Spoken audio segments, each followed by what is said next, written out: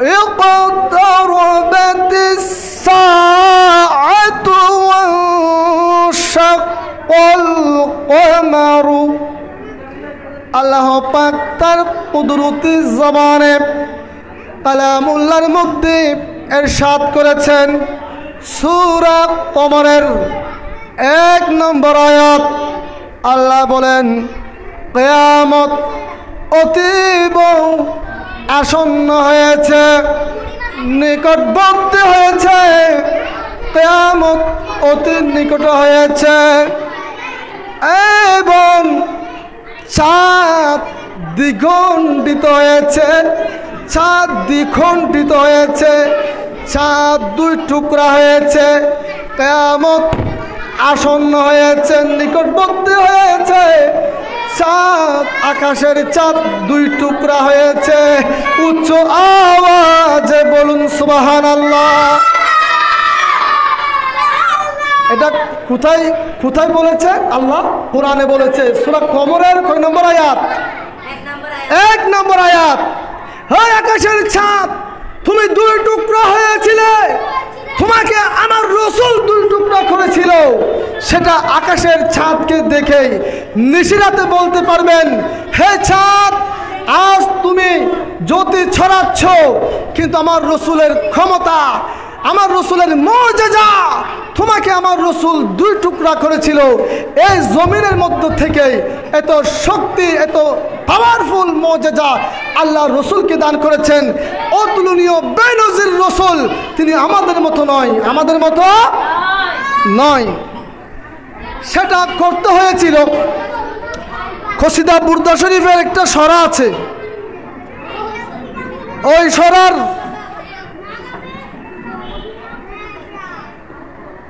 আল্লামা খরতুফি রহমতুল্লাহ আলাই শরহে কসিদায়ে বুরদা শরীফের মধ্যে এটা বর্ণনা করেছেন যে আমার রাসূল চাঁদকে যে দুই টুকরা করেছেন, কেন করলেন?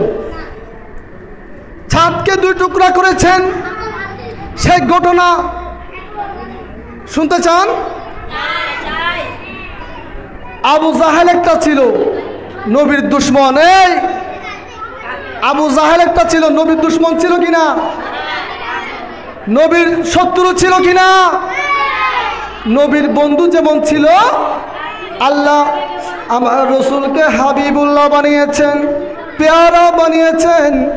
কাউকে আল্লাহ বন্ধু বানাই নাই, হাবিব বানাই নাই। এমন বন্ধুকে আল্লাহ, এমন হাবিবুল্লাহকে আবু জাহেল দেখতে পারতো না, আবু লাহাব দেখতে পারতো না। এইভাবে করে কিছু কাফের ছিল আমার রাসূলের সাথে শত্রুতা করত। আবু জাহেল ইয়ামেনের অধিপতির কাছে চিঠি লিখল, চিঠি পাঠালো। চিঠির মধ্যে লিখল, হে ইয়ামেনের অধিপতি হাবিব ইবনে মালিক, শুনো শুনো, একটা ঘটনা ঘটে গিয়েছে।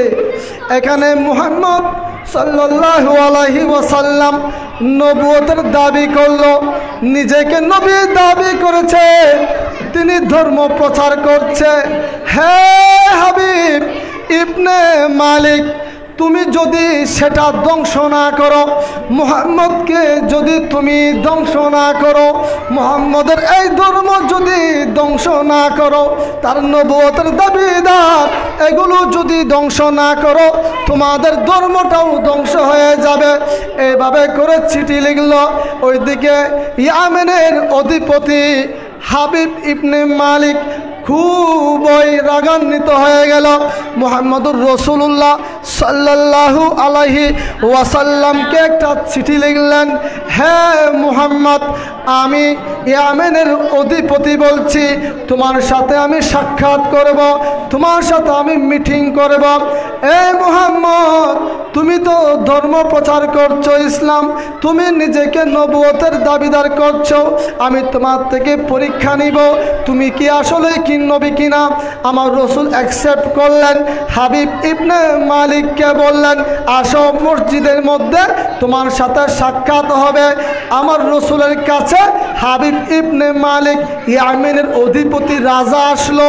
আসার পরে বলল, হে মুহাম্মদ সাল্লাল্লাহু আলাইহি ওয়াসাল্লাম, আমি আপনার কাছে তিনটা প্রশ্ন করব। যে আপনি নবী দাবি করেছেন, নবী দাবি করেছেন, আপনি যদি নবী হয়ে থাকেন তাহলে আমাকে কিছু শোনাতে হবে, কিছু শোনাবেন। দ্বিতীয় নম্বর, আপনি যদি নবী হয়ে থাকেন আমাকে অবশ্যই একটা মুজিজা দেখাতে হবে, নবীদের মুজিজা আছে, অস্বাভাবিক ঘটনা দেখাতে হবে। এই মুহাম্মদ সাল্লাল্লাহু আলাইহি ওয়াসাল্লাম, আমাকে দেখাতে হবে মুজিজা। আরেকটা বিষয়, আমার অন্তরের ভিতরে কি আছে সেটাও তোমার বলতে হবে। এই তিনটা বিষয় দিল। বললেন হ্যাঁ শুনো, আমি তোমাকে শোনাচ্ছি। শুনে ফেললেন। এই বাবা বললেন কি মুজিজা দেখতে চাও? হাবিব ইবনে মালিক বলল আমি দেখতে চাই দুনিয়ার কোনো মুজিজা আমি দেখব না, আমি দেখব আকাশের মধ্যে মুজিজা। ওই চাঁদকে তুমি দুই টুকরা করে দেখাবা।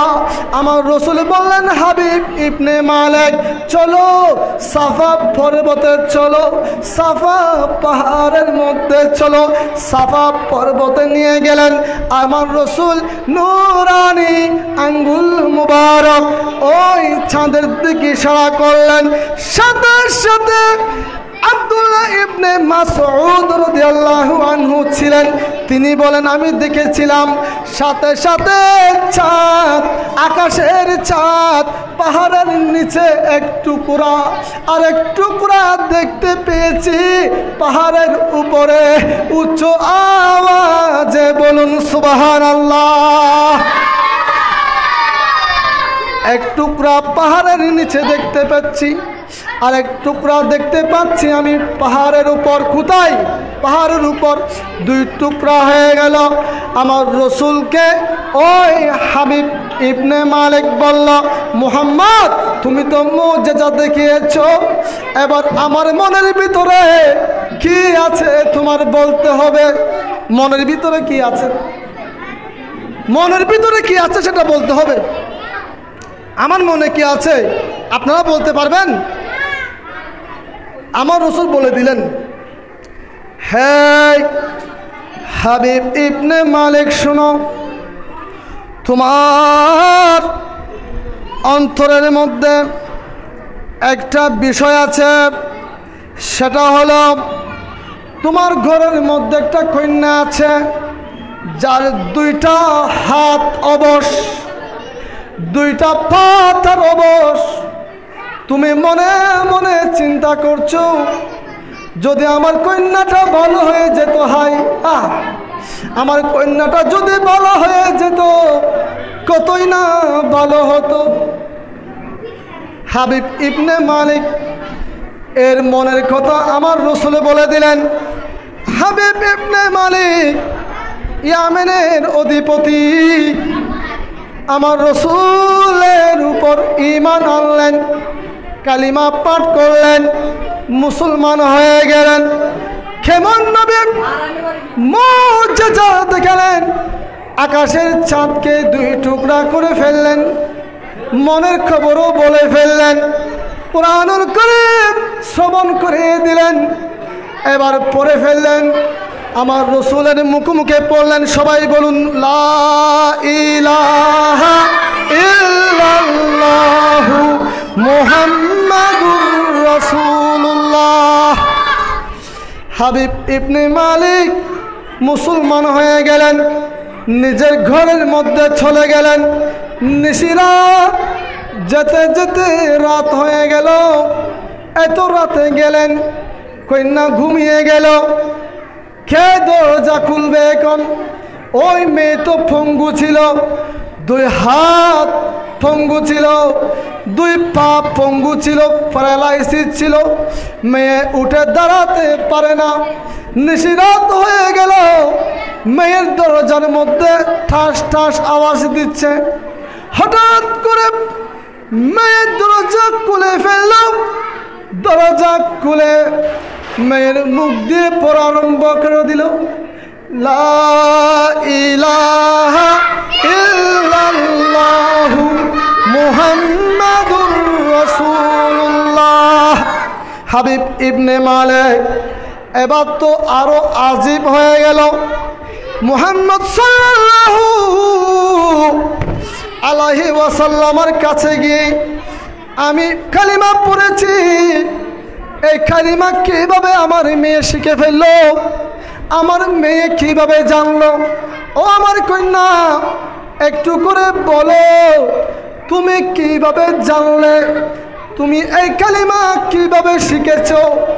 যেই কালিমা মুহাম্মদুর রাসূলুল্লাহ এর মুখে মুখে আমি শিখেছি, তুমি এখানে কিভাবে জানলাম? কন্যা বলল, আব্বা আমি ঘুমালাম, আমি স্বপ্ন দেখতে পেয়েছি একজন নূরানী শেখেলেন, জাতে পাক, সুন্দর চেহারা, জিগ জিগ জিগ জিগ জিগ জিগ করে নূরের তাজাল্লি বের হয়, নূর বের হয়। আমি অবাক হয়ে গেলাম, নূরানী এক মানব দেখতে পেয়েছি। তিনি আমাকে বললেন, ও হাবিব ইবনে মালিকের কন্যা, তোমার আব্বা আমার কাছে এসেছে, মুসলমান হয়ে গেছে, তুমি কেন মুসলমান হবে না?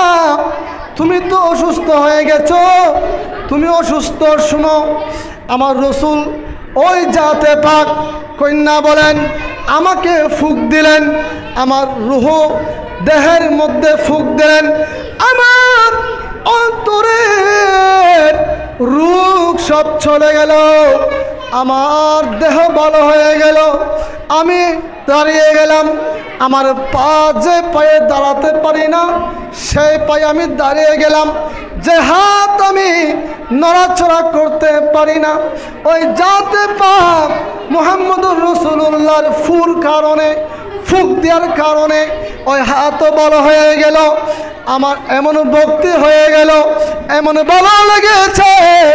ও মেয়ে কন্যা, তুমি এখানে কালিমা পড়ে নাও না বলেছে, আমাকে বলেছে তুমি মুসলমান এখানে হয়ে যাও।